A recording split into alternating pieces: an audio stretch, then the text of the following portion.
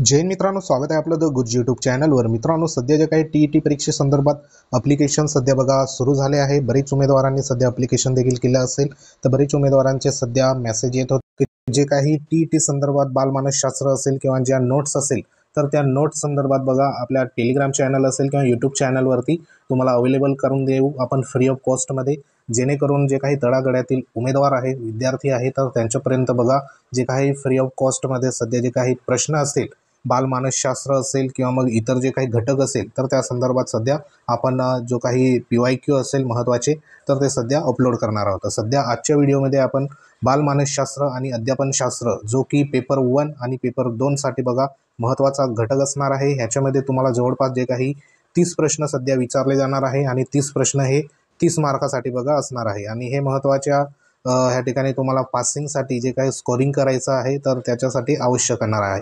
बऱ्याच उमेदवारांना बालमानसशास्त्र आणि अध्यापनशास्त्र हा जो विषय आहे, तर ह्या विषयामधले जे काही प्रश्न आहे तर ते सध्या बघा समजत नाही। त्या संदर्भात महत्त्वाचा या ठिकाणी PYQ क्वेश्चन असणार आहे, तर नेमके प्रश्न कसे विचारले जातात त्यानुसार देखील ह्याच्यामध्ये तुम्हाला माहिती मिळणार आहे। आता हे जे संपूर्ण जे प्रश्न आपण तयार केले आहे, तर हे संपूर्ण जे काही मागच्या झालेल्या प्रश्नपत्रिका आहे TET संदर्भात, तर त्याच्यामधून हे संपूर्ण घेण्यात आले आहे। तर या ठिकाणी बघा आपण जे काही प्रश्न आहे PYQ, तर त्याला आपण पुढे सुरुवात करूया। तर ह्या ठिकाणी बघा जो काही प्रश्न क्रमांक पहिला आहे, तर प्रश्न काय विचारण्यात आला होता मागच्या TET परीक्षेमध्ये, तर ह्या ठिकाणी बघा दिलेली व्याख्या कोणत्या शास्त्रज्ञाने व्यक्त केली आहे। मग व्याख्या काय आहे? अमूर्त गोष्टीवर विचार करायची क्षमता म्हणजे बुद्धी होय। तर ही जी व्याख्या आहे, तर ही नेमकी कोणत्या शास्त्रज्ञाने सध्या केली आहे त्या संदर्भात ह्या ठिकाणी प्रश्न आहे। आता प्रश्न जे आहे, तर जे बालमानसशास्त्र संदर्भात असेल किंवा मानसशास्त्र संदर्भात असेल, तर त्या संदर्भात बघा प्रश्न या ठिकाणी जे जे सध्या शास्त्रज्ञ होऊन गेले आहे, त्याच्यामध्ये ॲडम स्मिथ असेल, टर्मन असेल किंवा मग स्टर्न असेल, मॅकडुअल असेल किंवा मग जे काही दुसरे शास्त्रज्ञ असेल, तर त्यांच्या संदर्भात संपूर्ण जी काही माहिती असेल, तर ती सध्या आपल्याला करून घ्यायची आहे। आता इथं जो प्रश्न विचारण्यात आला आहे, तर तो प्रश्न म्हणजे अमूर्त गोष्टीवर, म्हणजे या ठिकाणी बघा दोन प्रकारच्या मानसशास्त्रामध्ये गोष्टी असतात। त्याच्यामध्ये मूर्त संकल्पना असते, म्हणजे जे काही मूर्त गोष्टी असतात, आणि दुसरी म्हणजे अमूर्त गोष्टी असतात। तर अमूर्त ज्या काही गोष्टी आहे, तर त्या गोष्टीवर विचार करण्याची जी क्षमता म्हणजेच बुद्धी होय, असं ज्यांनी ह्या ठिकाणी व्याख्या केली आहे, तर त्या संदर्भात ऑप्शन इथं देण्यात आले आहे। ॲडम स्मिथ आहे, टर्मन आहे, स्टर्न आहे आणि मॅकडुअल आहे। तर ह्याच्यामधलं जे ह्या प्रश्नासंदर्भात जे उत्तर आहे, तर ते उत्तर म्हणजे ह्या ठिकाणी अमूर्त गोष्टीवर विचार करण्याची क्षमता म्हणजे बुद्धी होय। तर हे जे कोणी मांडलं होतं, तर ह्या ठिकाणी जे ऑप्शन क्रमांक B आहे, तर हे बघा टर्मन ह्या जो काही शास्त्रज्ञ आहे, तर ह्यांनी सध्या ह्या ठिकाणी हे मांडलं होतं। त्यानंतर दुसरा प्रश्न बघा, अध्ययन व व्यक्तिविकासात कोणता घटक महत्त्वाचा असतो। ह्याच्यामध्ये अध्ययन आणि व्यक्तिविकास ह्या ज्या दोन महत्त्वाच्या ज्या संकल्पना आहे मानसशास्त्रामध्ये, मग त्याच्यामध्ये कोणता घटक जो महत्त्वाचा आहे, तर त्या संदर्भात इथे प्रश्न हा विचारला आहे। मग याच्यामध्ये जे घटक देण्यात आले आहे, अनुवांशिकता असेल, परिसर आहे, मानसिक प्रक्रिया आहे, आणि ह्या ठिकाणी बघा D क्रमांक म्हणजे वरील सर्व। तर आपल्याला माहिती आहे की अध्ययन अध्यापनामध्ये आणि व्यक्तिविकासामध्ये जे घटक महत्त्वाचे असतात, तर त्याच्यामध्ये बघा अनुवांशिकता देखील आपल्याला महत्त्वाची असते। त्यानंतर आजूबाजूचा जो परिसर असतो, तर तो परिसर देखील बघा महत्त्वाचा असतो, आणि आपली जी मानसिक प्रक्रिया असते, तर ती देखील सध्या अध्ययन आणि व्यक्तिविकासात बघा महत्त्वाचा जो काही घटक आहे, तर तो घटक ह्या ठिकाणी आपल्याला जाणवतो। म्हणजे ह्या प्रश्नाचं जे उत्तर आहे, तर ते उत्तर ऑप्शन क्रमांक D वरीलपैकी सर्व हे घटक महत्त्वाचे असतात अध्ययन आणि व्यक्तिविकासासंदर्भात। त्यानंतर पुढचा प्रश्न आपण बघूया का, सामान्य बुद्धिमत्ता असणाऱ्या व्यक्तीचा बुद्धिगुणांक खालीलपैकी काय असतो, अशा संदर्भात इथं प्रश्न आहे। आता जे काही सामान्य व्यक्ती असेल, म्हणजे जे काही जनरल व्यक्ती असतात, त्या व्यक्ती संदर्भात जो बुद्धिमत्ता असणाऱ्या ह्या ठिकाणी बघा जो बुद्धिगुणांक आहे, तर तो बुद्धिगुणांक IQ किती असेल, तर त्या संदर्भात इथं प्रश्न हा विचारला आहे। तर आपल्याला माहिती आहे की जे काही व्यक्ती असतात, तर त्या व्यक्तीमध्ये वेगवेगळे प्रकारचे त्याच्यामध्ये बघा गतिमंद संदर्भात असतं, मतिमंद असतो, सामान्य असतो, सर्वसामान्य असे जे काही प्रकार पडतात, तर त्यांच्या वेगवेगळ्या व्यक्तीचा जो काही बुद्धिगुणांक आहे, तर तो वेगवेगळा असतो। तर ह्या ठिकाणी जो प्रश्न महत्त्वाचा विचारला आहे, तर तो प्रश्न म्हणजे सामान्य बुद्धिमत्ता असणाऱ्या व्यक्ती संदर्भात विचारला आहे। तर सामान्य बुद्धिमत्ता व्यक्तीचा जो बुद्धिगुणांक आहे ह्या ठिकाणी बघा, तर तो किती असतो, तर 90 ते 109 दरम्यान ह्या ठिकाणी जे काही सामान्य माणूस असतो, सामान्य व्यक्ती असतो, तर त्याचा सध्या बुद्धी गुणांक ह्या ठिकाणी असतो. तर ह्या प्रश्नाचं जे उत्तर आहे तर ते सी नंबर 90 ते 109 दरम्यान बुद्धी गुणांक ह्या ठिकाणी असतो. त्यानंतर पुढचा प्रश्न बघूया. तर पुढचा प्रश्न बघा, पॅवेलॉव हे शास्त्रज्ञाचं नाव आहे पॅवेलॉव. तर पॅवेलॉव यांनी आपल्या अभिजात अभिसंधान उत्पत्ती कोणत्या प्राण्यावर प्रयोग करून सिद्ध केला होता? ह्या ठिकाणी महत्त्वाचं जे काही शास्त्रज्ञ होऊन गेला आहे तर तो म्हणजे पॅवेलॉव. कारण आपल्याला माहिती आहे की पॅवेलॉव ह्या शास्त्रज्ञांनी महत्त्वाची जी काही अभिजात अभिसंधान म्हणून उत्पत्ती आहे तर ती उत्पत्ती सध्या ह्या ठिकाणी जगासमोर सध्या आणली होती. आणि ह्या उत्पत्तीमध्ये महत्त्वाचा जो काही प्राण्यावर प्रयोग करण्यात आला होता आणि तो प्राणी नेमका कोणता होता त्या संदर्भात इथं प्रश्न हा विचारला आहे. तर एक लक्षात घ्या, जे काही TET पेपर 1मध्ये आणि TET पेपर 2मध्ये जे शास्त्रज्ञ आहे तर त्या शास्त्रज्ञामध्ये ज्या शास्त्रज्ञांनी जी उपपत्ती ह्या ठिकाणी बघा सध्या मांडली आहे तर त्या संदर्भात तुम्हाला व्यवस्थित अभ्यास करून जायचं आहे. ह्याच्यापैकी बघा हमखास या ठिकाणी तुम्हाला 1 ते 2 प्रश्न, जास्तीत जास्त बघा 3 प्रश्न या ठिकाणी संबंधित जे काही शास्त्रज्ञावरती आपल्याला असतात आणि हे मार्क आपल्यासाठी खूप महत्त्वाचे असतात. तर ह्या ठिकाणी जो काही पॅवेलॉव शास्त्रज्ञ आहे तर त्यांनी अभिजात अभिसंधान ही जी काही उपपत्ती आहे तर ती उपपत्ती सध्या जगासमोर आणली. आणि ह्या उपपत्तीमध्ये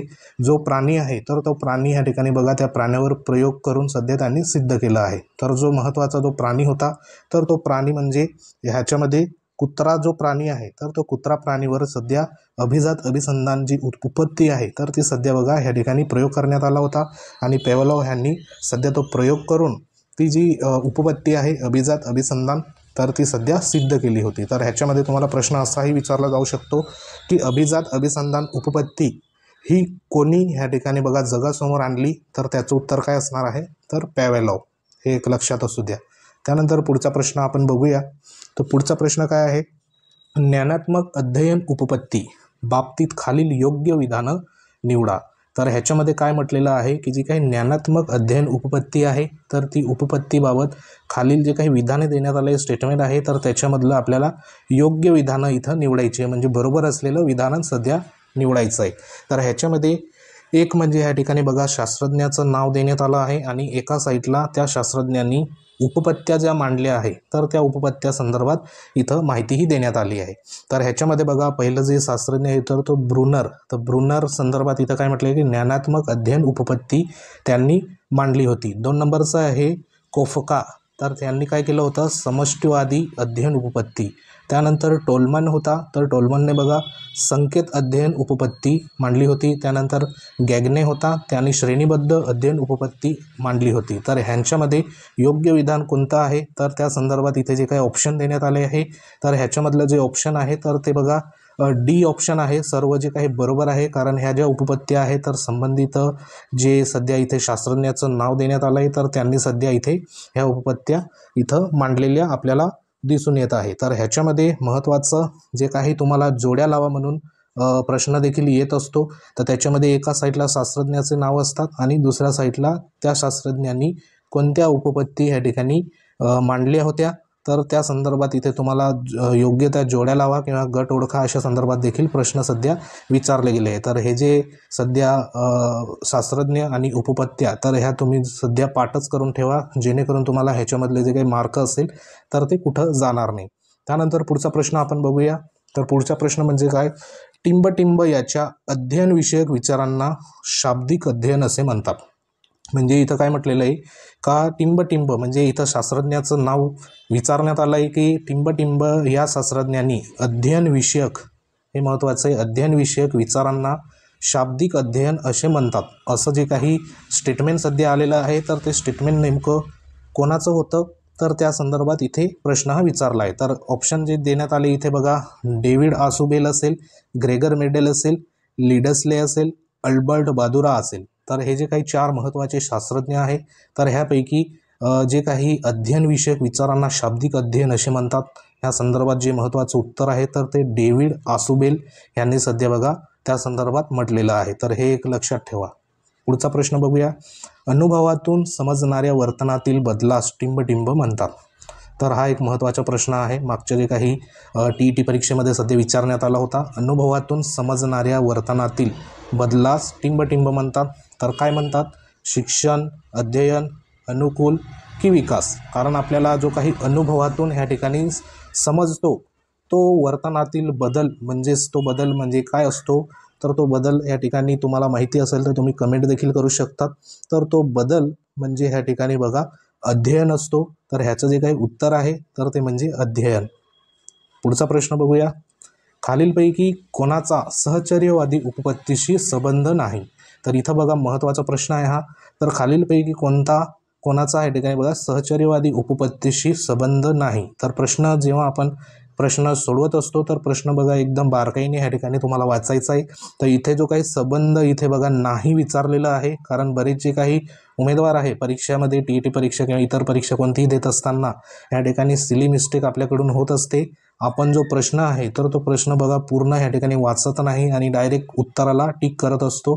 तर ह्याच्यामधून सिली मिस्टेक होऊन आपल्याला बघा जे काही प्रश्न येत होता तरी त्या संदर्भात आपल्याकडनं चुकीचं उत्तर इथं दिलं गेल्यामुळे ते मार्क, आपल्या हाताचा मार्क इथं मिळत नाही. म्हणून प्रश्न आहे तर तो पूर्ण सुरुवातीपासून तर शेवटपर्यंत या ठिकाणी वाचा, म्हणजे तुम्हाला जो काही उत्तर आहे तर ते त्या ठिकाणी देता येईल. तर इथं काय म्हटलेलं आहे की सहचर्यवादी उपपत्तीशी संबंध नाही.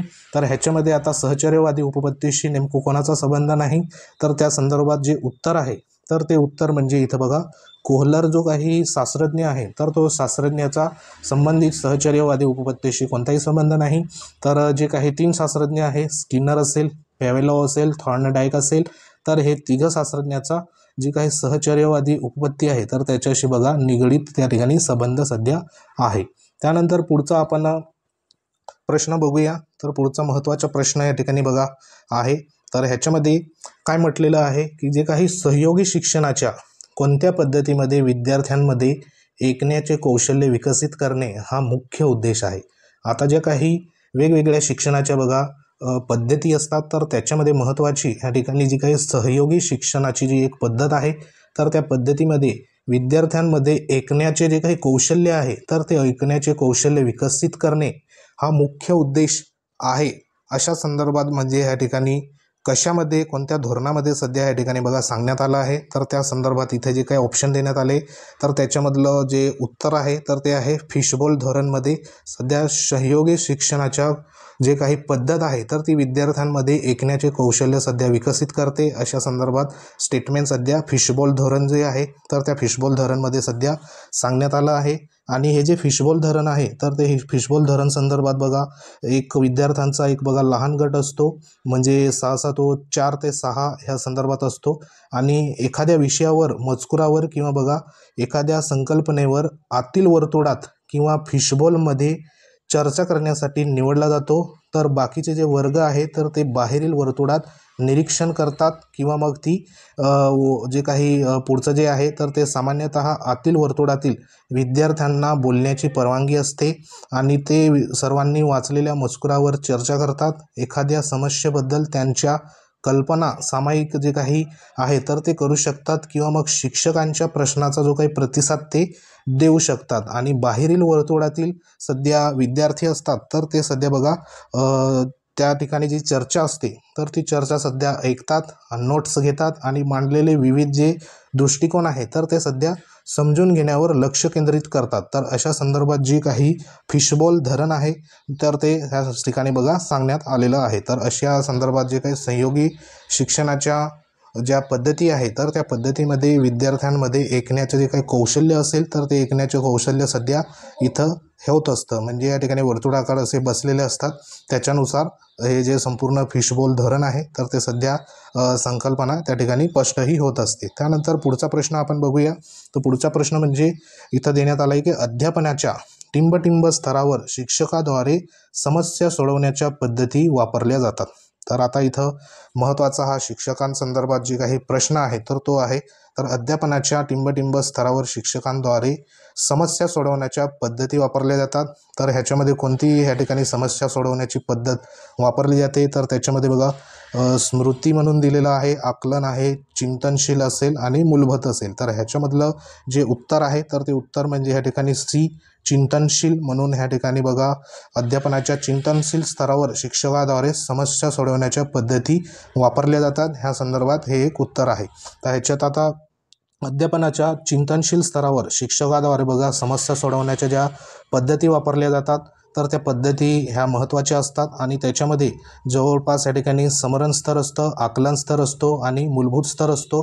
तर ह्या संदर्भात ज्या काही स्टेप असतात त्याच्यानुसार संबंधित चिंतनशील अध्यापनाच्या ज्या काही स्तरावर शिक्षकाद्वारे विविध जे काही समस्या सोडवण्याच्या ज्या पद्धती असतात तर ते सध्या वापरल्या जातात. तर ह्या प्रश्नाचं उत्तर जे आहे तर ते हे चिंतनशील जे सी नंबरचं ऑप्शन क्रमांक सी, तर हे उत्तर ह्या ठिकाणी आहे.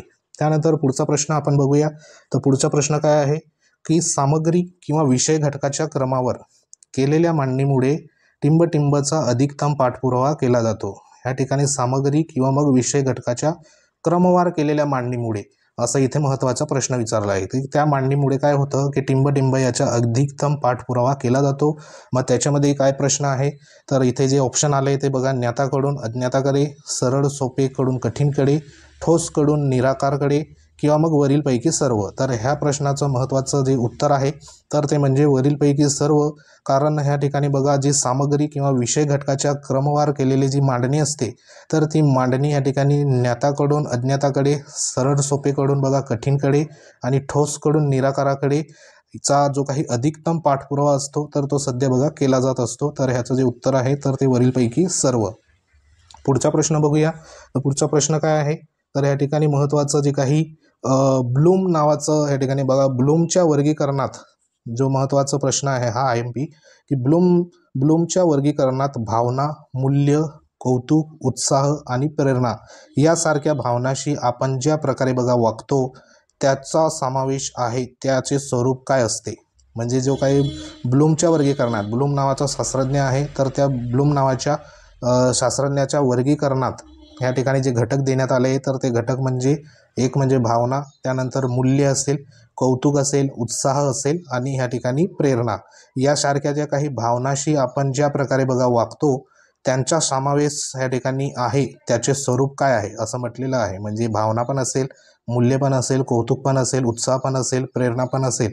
ह्या ज्या भावनाशी आपण ज्या प्रकारे वागतो त्याचा समावेश आणि त्याचे स्वरूप नेमके काय असेल ह्या संदर्भात इथे जे काही प्रश्न आहे तर ते प्रश्न इथं विचारला आहे. तर त्यासाठी ऑप्शन काय आहे, भावनिक डोमेन, संज्ञात्मक डोमेन, त्यानंतर सेफ्लोकोडल आणि ह्या ठिकाणी बघा कोनोटिव्ह डोमेन. तर ह्याचं जे काही उत्तर आहे तर ते म्हणजे भावनिक डोमेन. ए नंबरचं जे उत्तर आहे तर ते ह्या प्रश्नासंदर्भात उत्तर आहे. कारण भावना, मूल्य, कौतुक आणि उत्साह, प्रेरणा ह्यासारख्या ज्या भावना आहे तर ह्या भावना ज्या प्रकारे आपण वागतो त्याचा जो समावेश आहे तर तो भावनिक डोमेनमध्ये या ठिकाणी केला जातो आणि त्याचं स्वरूप जे असते तर ते ह्या ठिकाणी बघा भावनिक डोमेनमध्ये आपल्याला माहिती पडत असते. तर हा एक महत्त्वाचा प्रश्न होता. तर ह्याच्यामध्ये जे काही भावनिक डोमेन म्हणजे जेव्हा आपण भावना किंवा दृष्टिकोन इत्यादी भावनिक क्षेत्रात वाढतो तेव्हा हे डोमेन अस्तित्वात येते. मग ह्याच्यामध्ये भावना असेल, मूल्य, कौतुक असेल, उत्साह, प्रेरणा किंवा मग दृष्टिकोन यासारख्या गोष्टींशी आपण ज्या भावनिकरित्या बघा कसे वागतो याचा यात बघा समावेश असतो. त्यालाच भावनिक डोमेन असे आपण म्हणत असतो. तर ह्या प्रश्नाचं महत्त्वाचं हे उत्तर होतं. त्यानंतर पुढचा आपण प्रश्न बघूया. तर पुढचा प्रश्न काय आहे तर ह्या ठिकाणी बघा चांगल्या नेत्याच्या चारित्र्य संबंधित गुण टिंबटिंब असतो किंवा कोणता गुण असतो अशा संदर्भात इथे प्रश्न हा दिलेला आहे. मग ह्याच्यामध्ये प्रश्नामध्ये या ठिकाणी बघा आदर्श कल्पना व प्रेरणात्मा, सांस्कृतिक आणि सामाजिक मूल्याचे प्रतीक, आकर्षक व्यक्तिमत्व, आधुनिक दृष्टिकोनातून पूर्णपणे वंचित अशा संदर्भात इथे जे काही ऑप्शन देण्यात आले आहे तर ते ऑप्शन आहे. तर ह्याच प्रश्नाचं जे उत्तर आहे तर ते म्हणजे या ठिकाणी एक नंबरचं जे काही ए उत्तर आहे, आदर्श कल्पना आणि प्रेरणा देणारा आत्मा हा चांगल्या नेत्याच्या चारित्र्य संबंधित गुण असतो. हा एक महत्त्वाचा इथे बघा प्रश्न सध्या विचारला गेला आहे. आणि आपल्याला माहिती आहे की शिक्षक हा अध्यापन आणि अध्ययन प्रक्रियेतील एक अत्यंत महत्त्वाचा घटक आहे आणि त्या शिकवण्याची जी प्रक्रिया असते ती सुलभ करण्यासाठी आणि प्रत्यक्ष वास्तविक जीवनातील अनुभव देण्यासाठी बघा शिक्षकाला वेगवेगळ्या सध्या भूमिका पार पाडाव्या लागतात. मुख्यतः जे काही शिक्षकाचे विद्यार्थ्यांचे बघा नेतृत्व केले पाहिजे आणि विविध अध्यापन शिक्षण क्रियाकल्पाद्वारे त्यांच्या चांगल्या अनुभवाचे मार्गदर्शन सध्या केले गेले पाहिजे। अशा संदर्भात जे काही चांगला नेता चारित्र्य संबंधित जो गुण आहे तर तो म्हणजे आदर्श कल्पना व आणि या ठिकाणी बघा प्रेरणा देणारा आत्मा, अशा संदर्भात या ठिकाणी महत्त्वाचा गुण असतो। तर ह्या प्रश्नाचं उत्तर ए असणार आहे। त्यानंतर पुढचा आपण बघूया प्रश्न। तर पुढचा प्रश्न काय आहे, अध्यापनाच्या कोणत्या स्तरावर, महत्त्वाचा प्रश्न आहे, अध्यापनाच्या कोणत्या स्तरावर विद्यार्थ्याला संकल्पनाच्या सकारात्मक आणि नकारात्मक उदाहरणामध्ये भेदभाव करण्याची संधी मिळते। म्हणजे या ठिकाणी जे काही अध्यापन करत असतो तर त्या अध्यापनाच्या कोणत्या स्तरावर विद्यार्थ्याला संकल्पनाच्या आणि या ठिकाणी बघा सकारात्मक आणि नकारात्मक उदाहरणामध्ये भेदभाव करण्याची संधी मिळते, अशा संदर्भात इथं प्रश्न आहे। मग ऑप्शन काय आहे, स्मृती स्तर असतो, आकलन स्तर आहे, चिंतन स्तर आहे आणि स्वायत्त विकास स्तर आहे। तर ह्या प्रश्नाचं जे उत्तर आहे तर ते उत्तर म्हणजे आकलन स्तर, ऑप्शन क्रमांक बी। कारण इथे बघा काय विचारलेलं होतं की अध्यापनाच्या कोणत्या स्तरावर, म्हणजे जे सध्या अध्ययन होत असतं अध्यापन, तर त्याच्यामध्ये विद्यार्थ्याच्या ज्या संकल्पना असतात, विद्यार्थ्याला ज्या संकल्पनाच्या सकारात्मक आणि नकारात्मक जी उदाहरणामध्ये बघा भेदभाव करण्याची जी संधी मिळते तर ती संधी ह्या ठिकाणी आकलन स्तरावर त्या ठिकाणी बघा मिळत असते। कारण विद्यार्थी कोणतीही गोष्ट शिकल्यानंतर त्याचं आकलन करत असतो आणि त्यानंतर ते जे काही ज्ञान असेल ते पुढे इम्प्लिमेंटेशन सध्या करत असतो। तर ह्या प्रश्नाचं उत्तर आकलन स्तर म्हणून या ठिकाणी आहे। त्यानंतर पुढचा प्रश्न आपण बघूया। तर पुढचा प्रश्न काय आहे, टिंबटिंब हा, या ठिकाणी बघा टिंबटिंब हा शिक्षकाचा एक अत्यावश्यक गुण आहे। हा महत्त्वाचा प्रश्न आहे शिक्षकांसंदर्भात। शिक्षक हा या ठिकाणी बघा टिंबटिंब हा शिक्षकाचा एक अत्यावश्यक गुण आहे।